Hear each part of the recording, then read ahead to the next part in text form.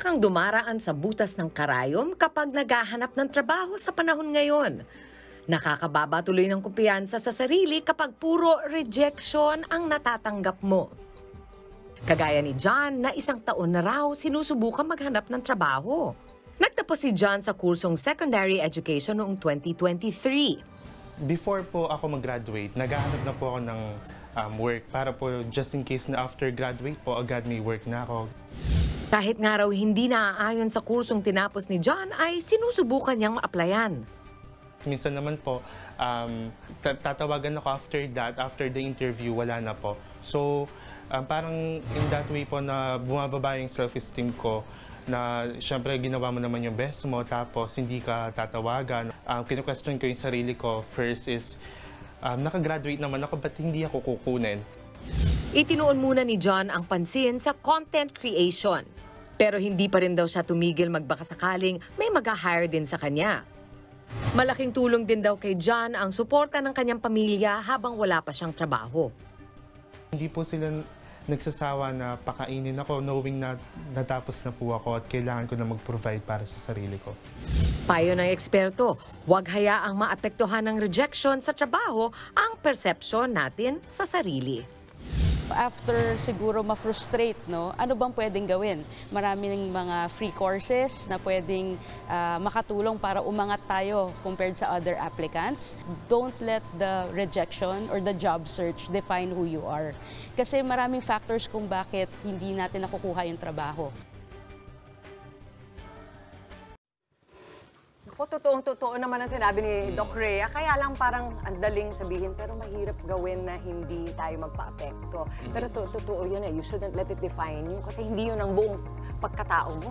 Isang aspeto lang yun ng pagkatao mo. But like we said, hindi madaling gawin. Lalo na kung matagal ka nag-iintay bago ka makakuha ng trabaho. Ka-relate ka? Yes, Mama. Kasi artista ako. So, hindi, lalo mas mahirap sa amin. Di ba sinasabi nga nila na madali daw kumita bilang artista. Pero sa dami namin, Mama, I had to wait 2 decades and really work and better myself. So, hindi rin kasi ako, parang bata pa lang ako, hindi na naging konsepto sa amin yung inggit, comparison. Ayaw ng tatay ko yan eh. Napakasimple niya kasi. So, lagi niya sinasabi na, habang naghihintay ka, huwag mong sayangin ang enerhiya mo, sorry, Kapampangan po, enerhiya mo sa inggit, sa pagkabigo. Kasi pag yan tinambayan mo, mas matagal mong tatambayan yan. Talagang magugustuhan ng pagkabigo na nandyan lang siya sa puso mo. At lason yun sa puso mo. So ang nangyayari, Mama, tuwing naghihintay ako at hindi talaga dumarating sa akin ang oportunidad, nag-aaral ako.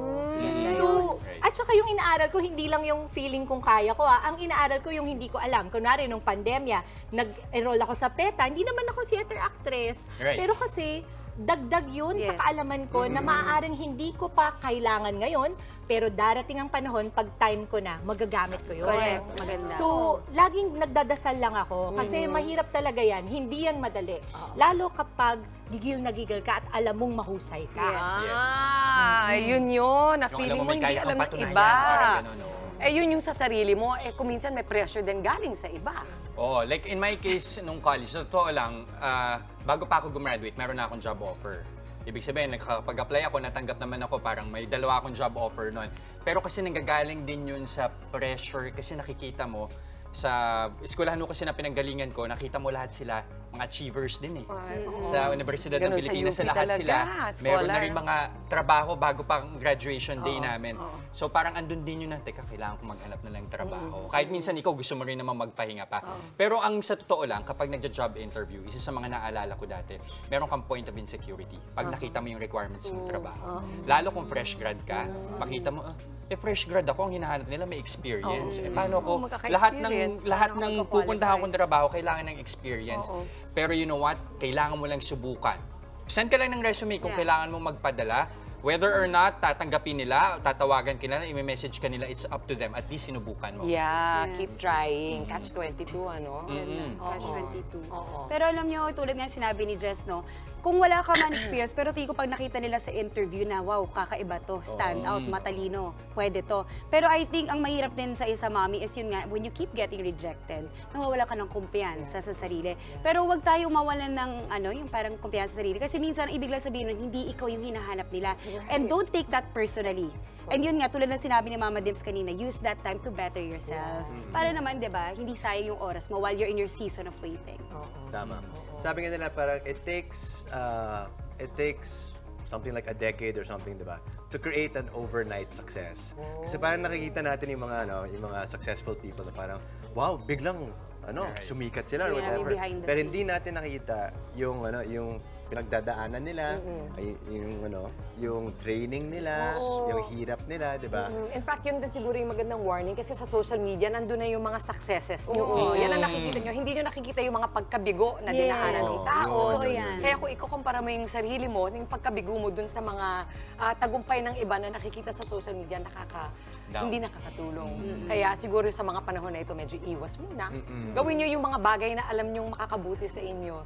And kung feeling nyo hindi nakaka-happy ang social media ngayon, wag muna. Diba? Meron naman times na pwedeng balikan. Ang payo ko na lang siguro, maging practical tayo kung kayo ay magja-job interview. Kasi kung minsan, nandyan na sa job interview, hindi pa rin nakuha, di ba? So siguro ito yung mga magandang alalahanin pag magpapa-interview na kayo. Kasi usually pare-pareho naman yung mga itatanong dyan, di ba? So unang-una, gawin nyo, mag-homework kayo, i-research ninyo yung kumpanya na pupuntahan ninyo para pagdating nyo doon, mag-i-input kayo ng mga bagay na natutunan nyo tungkol sa kumpanya kasi nagsasabi yun sa kanila na interesado ka talaga. At yun na nga, nagpa-prepare ka at mas matutuwa sila, di ba? At may matututunan ka rin kung swak ka ba talaga para sa trabaho ngayon. Number 2, kapag tinatanong kayo ng mga what are you good at, what are your strengths, wag generic, wag nyo lang sasabihin na I'm a hard worker o kaya I get along with people, yung mga ganyan na typical na sagot. I'm a fast learner, mga ganyan. Kasi maririnig nila yan sa lahat. Maghanap kayo ng mga experiences nyo na nadaanan ninyo that will display itong mga katangian na to. Diba? Dun sa school, ako yung class president or ako yung class clown dahil I have the personality, yung ganun po. Talagang maging mas specific kayo. Diba? Para alam nila kung ano. Ba't natatawa ka? Ikaw yata yung class clown. Dito ako yung class clown. Dito ako yung class clown. Totoo naman.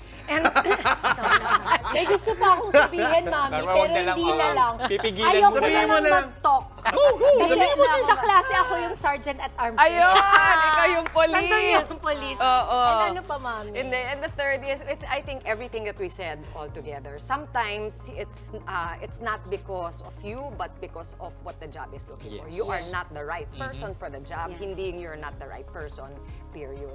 It's hard to do, pero talagang to separate yourself from your job is what will save you. So, habang kayo ay nahihirapan maghanap ng trabaho, lahat ng ilunod nyo yung sarili nyo sa mga bagay na nakakapagpasaya sa inyo at sa mga bagay kung saan magaling kayo. Para hindi ninyo makalimutan that there's so much more to you than that job that you're looking for. Ganda, Mami. Thank you so much. Thank you. Thank you, Mami. Parang naiiyak-iyak ka dun, Jess, ha? Tinamaan siguro. Mga kapatid, Chiki Roa Puno po. Simulan ang inyong araw na puno ng impormasyong kapaki-pakinabang. Sama na sa isang makabuluhang umaga. Tumutok at mag-subscribe sa social media pages ng News 5.